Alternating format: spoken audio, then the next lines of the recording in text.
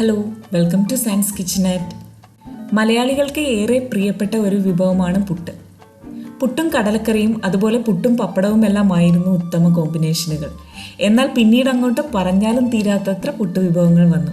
അങ്ങനെ ഒന്നാണ് ഇറച്ചിപ്പുട്ട്. രുചിയുടെ കാര്യത്തിൽ അതിഗംഭീരം തന്നെയാണ് ഇറച്ചിപ്പുട്ട്. അതുപോലെ ഈ പുട്ട് എങ്ങനെ വളരെ സോഫ്റ്റായി തയ്യാറാക്കാമെന്ന് നോക്കാം. അപ്പോൾ നിങ്ങളെൻ്റെ ചാനൽ ആദ്യമായിട്ടാണ് കാണുന്നതെങ്കിൽ പ്ലീസ് ഒന്ന് സബ്സ്ക്രൈബ് ചെയ്തേക്കണേ. വീഡിയോ ഇഷ്ടപ്പെട്ട ലൈക്ക് ചെയ്യുക, ഷെയർ ചെയ്യുക. ആദ്യമേ നമുക്ക് ഇറച്ചിപ്പുട്ടിന് ആവശ്യമായ മസാല തയ്യാറാക്കാം. അതിനായി എല്ലോട് കൂടിയ ചിക്കൻ മഞ്ഞൾപ്പൊടിയും ഉപ്പും ആവശ്യത്തിന് വെള്ളവും ചേർത്ത് നന്നായി വേവിച്ചെടുക്കാം.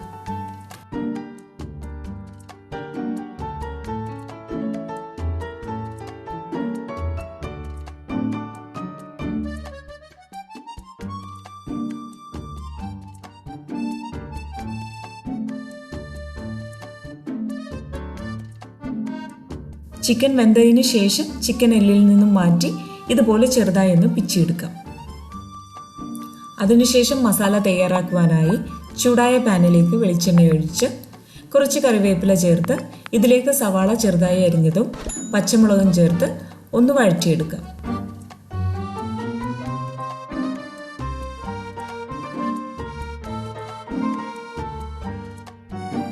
അതിനുശേഷം വെളുത്തുള്ളിയും ഇഞ്ചിയും ചതച്ചതും കൂടി ചേർത്ത് നന്നായി വഴറ്റുക.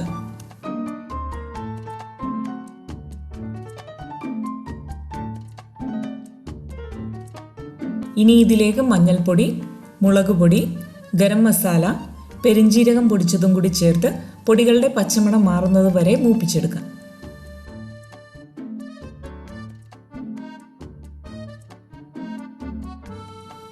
ഇനി ഇതിലേക്ക് ഒരു തക്കാളിയുടെ പകുതി ചെറുതായി അരിഞ്ഞതും ഉപ്പും കൂടി ചേർത്ത് തക്കാളി ഒന്ന് വെന്ത് പാകമാകുന്നത് വരെ വഴറ്റുക.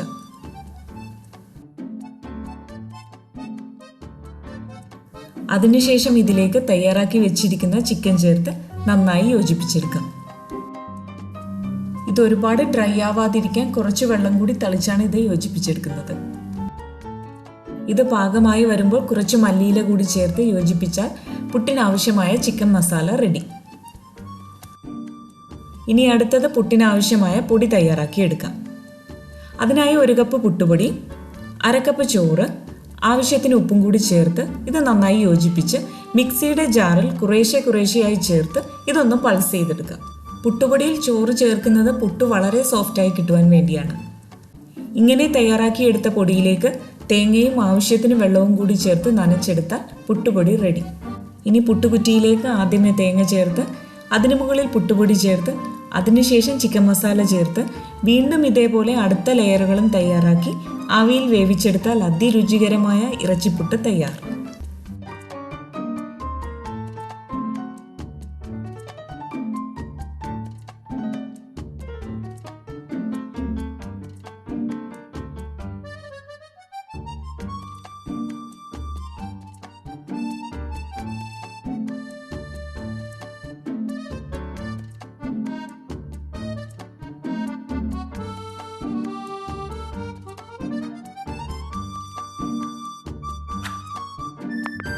പുട്ട് എപ്പോഴും അതിൻ്റെ ചെറു ചൂടോടുകൂടി കഴിക്കുന്നതാണ് രുചി. പ്രത്യേകിച്ച് ഇറച്ചിപ്പുട്ട് കൂടി ആവുമ്പോൾ അതിൻ്റെ ആ ഒരു രുചി ഒന്ന് മുന്നിട്ട് തന്നെ നിൽക്കും.